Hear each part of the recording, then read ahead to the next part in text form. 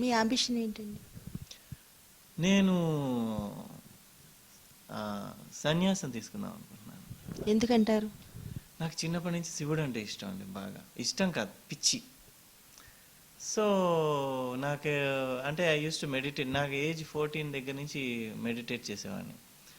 అప్పుడే ఒకసారి pocket money gather చేసి పారిపోదాం అనుకుంటే దొరికిపోయింది ఇంట్లో. ఏంటి డబ్బులు దేనికి అంటే మా ఫాదర్ గట్టిగా తిట్టేసాడితే ఏడ్చుకొని చెప్పేశాను, ఇలా వెళ్ళిపోదాం అనుకుంటున్నాను.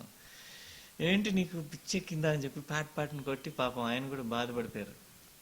అప్పుడు నాకు అనిపించి ఏంటిది, తల్లిదండ్రులని ఇలా ఏడిపిస్తున్నాను, తప్పేమో మన డెసిషన్ అనిపించింది.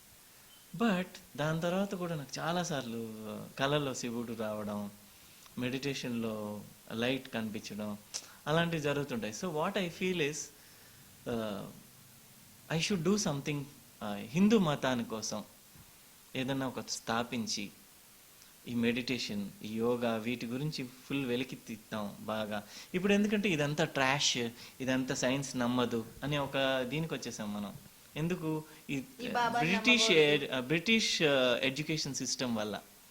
నేనేంటంటే అంటే బ్రిటిష్ ఎడ్యుకేషన్ సిస్టమ్ రాంగ్.